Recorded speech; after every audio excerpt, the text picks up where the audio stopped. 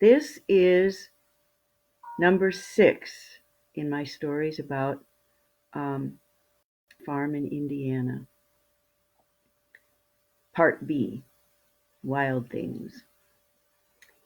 So it turns out that the fox who had been visiting our farm stealing the chickens did not come back again after the incident where I traced the trail of blood to the edge of the woods, and the fox had dropped the dead body of the chicken.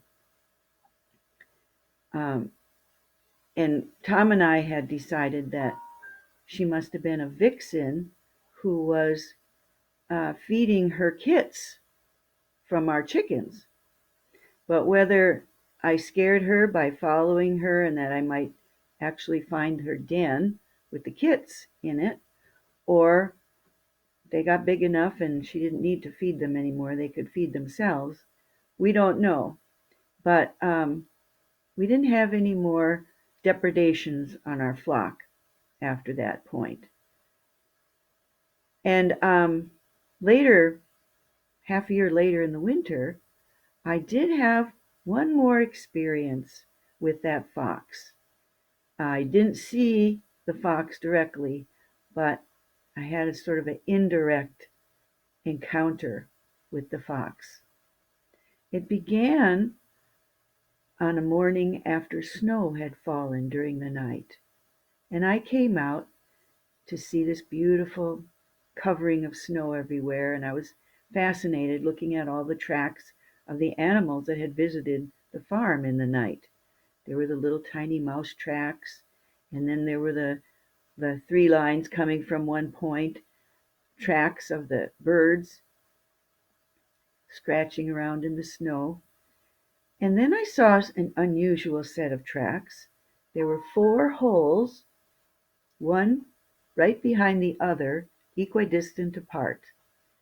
And I knew, I had heard, that foxes walk with their feet kind of making a single row of tracks. So I realized, oh, the fox had visited our farm in the night. And I got this idea to just follow the tracks and see where they would lead. So at first, it kind of went the same route that the trail of blood had gone on the other side of the chicken coop down to the woods, the little woods in back of our farm. But now I was able to continue following the fox into the woods. Now this woods was not very wide, but it was the length of our farm, and then it kind of separated our farm from the field of the neighbors in back of us. And it was just kind of nice to have that woods there. There were squirrels in the woods, but unlike the squirrels that Tom befriended in the park in Denver, where we lived right before this, and they used to come up and steal the peanuts out of his pockets, these squirrels were not friendly. In fact, we never saw them. They really made themselves scarce. And the reason for that was because people in those parts still hunted squirrels. They were wild game, and so they acted like wild game, very scarce. And this this woods had a creek running through it. And one thing I loved about the creek was in the spring, the first sign of spring for me was when I could hear the creek booming. It had broken through the ice and the water was rushing down the creek, and it was just this sound of life returning to the earth. And I always got excited when I heard that.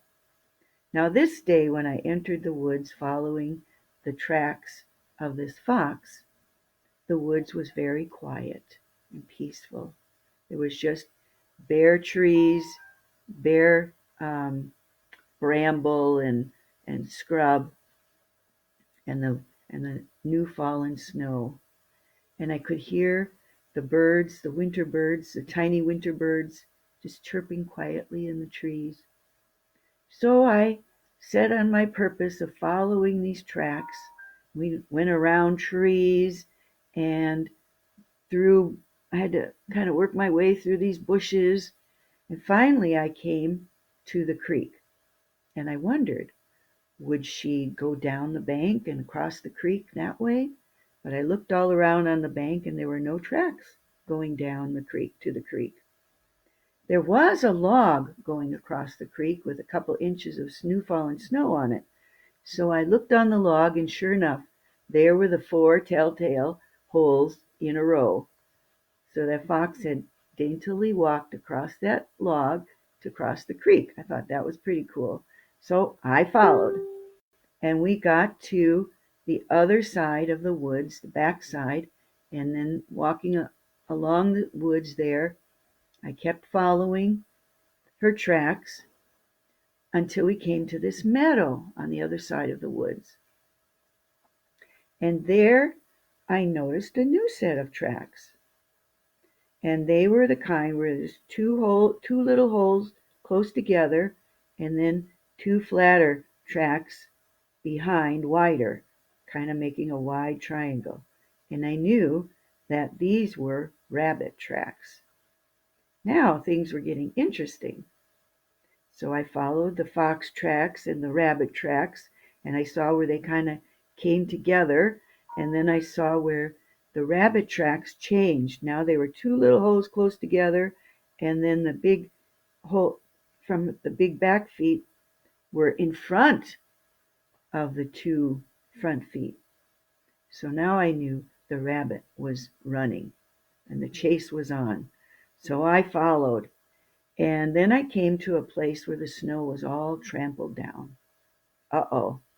I looked around, and sure enough, there were some drops of blood and some rabbit fur.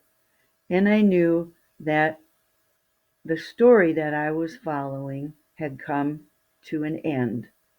Happily for the fox, not happy for the rabbit. But I knew it was time for me to finish my trailing and just go home. But I felt that peace of having been able to enter into the world of nature. There was adventure, there was suspense, and there was a climax and a resolution, a real story. Now, there was another time on the farm where I was able to kind of have this enter into the world and have this communication with nature. But it happened in the summer this time, and it was a very different kind of experience. The way this experience started was our water in the house was starting to run slower and slower. We had indoor plumbing, and the way we got our water was, as I mentioned before, there was an underground spring that ran across the side of the house and went down to the and emptied into the pond. That's what fed the pond. And someone long before us had dug a hole next to that underground spring and buried a huge holding tank, a concrete holding tank into that hole. And this tank was maybe over 6 feet high and maybe 4 foot diameter. And then it kind of had narrow shoulders that came up and then a narrow opening at the top that was just above the ground. And then there was a round lid that went on top to keep dirt from falling into that holding tank. And that holding tank would fill up with water from the underground spring. And then there were pipes that came from the holding tank, went into the house, and that's how we got our running water. But it was running slower and slower until it was in danger of stopping. And Tom decided we were going to have to investigate this holding tank and see what the problem might be. So one early afternoon in the summer, we went out to around the corner of the house there and took off the lid, and Tom had his flashlight and he was peering down into the holding tank, and I was looking over his shoulder, and he said, he noticed that the tank was very low on water, and there was mud at the bottom and crayfish. And we thought, we probably really shouldn't have that at the bottom of our drinking water. So Tom decided, he came out, climbed out again, or he looked up again, and he decided someone was going to have to go down there and scoop up that mud and the crayfish into a bucket and haul it out. And then he got very quiet and he said, I'm kind of claustrophobic. Do you think you could go down there? And I was like, no way. With crayfish down there, it wasn't even a possibility. So I kind of felt sorry for Tom because it was kind of a narrow opening, and although he would be able to stand in there and still be able to climb out, it was pretty scary, I thought. But he bit the bullet, climbed down in there, and scooped up the mud and the crayfish, and I hauled him up to me in a bucket, and I dumped him out. And then he looked around and he wondered why that tank wasn't filling up, and he saw that there was a fitting that had rusted or broken, and the water wasn't able to come in from the underground spring. So he climbed out again, called a few friends, and got some ideas, took the pipe fitting with him to show people, and he said he was going to go into town and get a replacement, and I was to stay there and keep an eye on things, which was fine. The only problem was we hadn't really thought ahead about this. So before Tom turned the water off to investigate this plumbing, we never thought to even fill up a glass of water. What more? A thermos. So Tom was going into town now. We had had the water turned off, since we started this project. And I realized I was going to be out there on the farm with no source of water. And as the afternoon dragged on, I guess Tom was having a hard time finding that fitting. I started to get thirstier and thirstier, and I was feeling kind of like I was between a rock and a hard place. I was like, the convenience of civilization had been cut off from me, and I didn't have the knowledge of a native person to find water in nature the way they might.